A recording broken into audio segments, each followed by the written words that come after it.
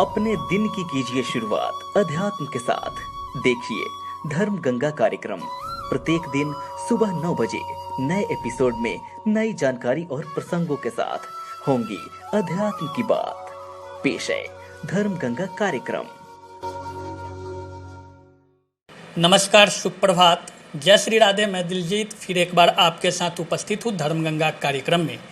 आज शनिवार को धर्मगंगा कार्यक्रम के खास एपिसोड में हम जानेंगे श्री यंत्र के बारे में, जिस पर चर्चा के लिए हमारे साथ फिर से मौजूद हैं प्रसिद्ध कथावाचक आचार्य पंडित धीरज झा धर्मेश जी महाराज। सबसे पहले महाराज जी आपका स्वागत है। जय श्री राधे। और हम जानना चाहेंगे कि श्री यंत्र आखिर क्या है और इसकी क्या उपयोगिता है। इन्हीं विषय वस्तु पे महाराज जी से हम बात करेंगे। महाराज जी, सबसे पहला प्रश्न कि श्री यंत्र क्या है? देखिए, जहाँ तक श्री यंत्र क्या है, श्री यंत्र के बारे में हमारे वेदों के अंदर जैसे डामर तंत्र, उडरीस तंत्र, देवी भागवत, मंत्र महोदधीची, बृहत मंत्र महारणव इत्यादि में श्री यंत्र के बारे में विस्तृत चर्चा है। मनुष्य के शरीर में जितने छिद्र हैं, एक शरीर में मेडिकल साइंस के हिसाब से 350 छिद्र हैं, 350 करोड़ छिद्र हैं एक शरीर में। और श्री यंत्र के अंदर जितने मनुष्य के शरीर में छिद्र हैं, उतना ही श्री यंत्र के अंदर कोण बना हुआ है। शरीर के एक एक छिद्र से, एक एक भेन से, एक एक नस से श्री यंत्र का संपर्क, अनुनाश्रय संबंध जुड़ा हुआ है। संसार में जितने देवता, जितने संत हैं, यानी 56 कोटि देवी देवता और 88,000 ऋषिगण, उन सभी का निवास स्थान श्री यंत्र के अंदर है। महाराज जी द्वारा बताया गया कि श्री यंत्र क्या है, और अब हम जानना चाहेंगे महाराज जी से कि श्री यंत्र किनके लिए उपयोगी है, लाभकारी है, और इसकी महत्वपूर्णता उनके लिए क्यों है। बहुत सुंदर। श्री यंत्र एक ऐसा यंत्र है जो देवता, दानव, मनुष्य, संत, महात्मा, गृहस्थ, वैष्णव, रंक, राजा सभी श्री यंत्र की आराधना करते हैं और श्री यंत्र के बिना उनका कोई अस्तित्व नहीं है। श्री यंत्र का तात्पर्य, श्री यंत्र का संबंध लक्ष्मी से है, और लक्ष्मी विहीन मनुष्य का कहीं कोई जगह नहीं, कोई स्थान नहीं, कोई अस्तित्व नहीं। श्री यंत्र उपयुक्त समय में, शुभ समय में, शुभ मुहूर्त में, अपने घर में, अपने व्यापार में, अपने फैक्ट्री में, अपने कारोबार में, अपने दुकान में, कहीं भी आप इसको स्थापित कर सकते हैं।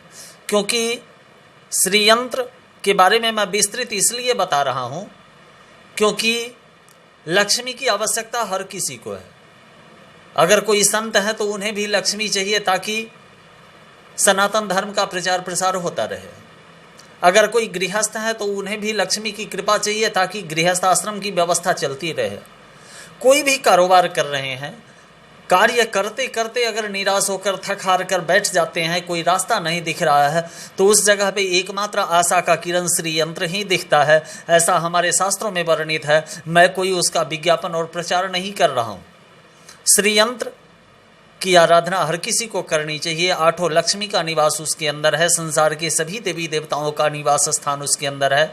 अगर प्रामाणिक तरीके से उपयुक्त समय में प्राण प्रतिष्ठित, जागृत, चैतन्य किया हुआ श्री यंत्र जिस घर में होता है, धीरे धीरे लक्ष्मी का आगमन, माँ लक्ष्मी की कृपा उस घर में, उस कार्यस्थल पे, उस दुकान में अवश्य होता है। ऐसा शास्त्रों में वर्णित है और अनुभव में हम सबों ने ये पाया है। तो श्री यंत्र की उपयोगिता इसलिए महत्वपूर्ण है क्योंकि श्री यंत्र रखने से लक्ष्मी का वास होता है। महाराज जी, हम जानना चाहेंगे आपसे कि श्री यंत्र का उपयोग कब और कैसे करना चाहिए। देखिए, मूलतः श्री यंत्र हर यज्ञ का, हर मंत्र का, हर साधना का 3 भागों में उसे विभाजित किया गया है। एक लघु साधना, एक सामान्य साधना और एक विस्तृत साधना। मूलतः श्री यंत्र के लिए सर्वश्रेष्ठ उपयोग तिथि है जो दीपावली से पहले धन त्रयोदशी होता है। धन त्रयोदशी के रोज श्री यंत्र को स्थापित कर 3 दिनों तक महालक्ष्मी के बीज मंत्र का या श्री सूक्त के 16 ऋचाओं का, कनकधारा संपूर्ण स्तोत्रों का पाठ करते हुए 3 दिनों तक माता लक्ष्मी की आराधना करें।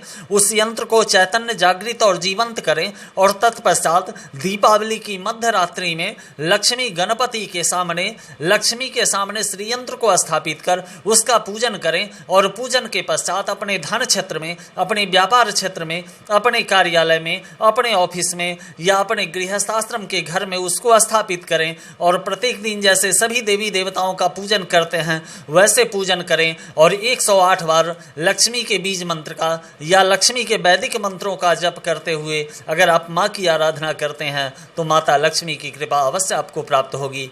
ऐसा मैंने वैदिक ग्रंथों में पढ़ा और अपने अनुभव के आधार पर मैं आप सबों से कह रहा हूँ। तो श्री यंत्र की जो पूजन होती है वो दीपावली से पहले उसको स्थापना करनी चाहिए ताकि धन में वृद्धि होती है, लक्ष्मी का वास होता है। महाराज जी, आपसे हम जानना चाहेंगे अब कि श्री यंत्र कितने प्रकार के होते हैं। देखिए, मूलतः मैंने अभी आपको बताया जो दीपावली के समय श्री यंत्र की स्थापना की जाती है, वैसे उपयुक्त तिथि में, सिद्ध योग में किसी भी रोज श्री यंत्र की स्थापना की जा सकती है। श्री यंत्र तो बहुत सारे प्रकार का होता है, पर सर्वसुलभ श्री यंत्र भोजपत्र पे बना होता है।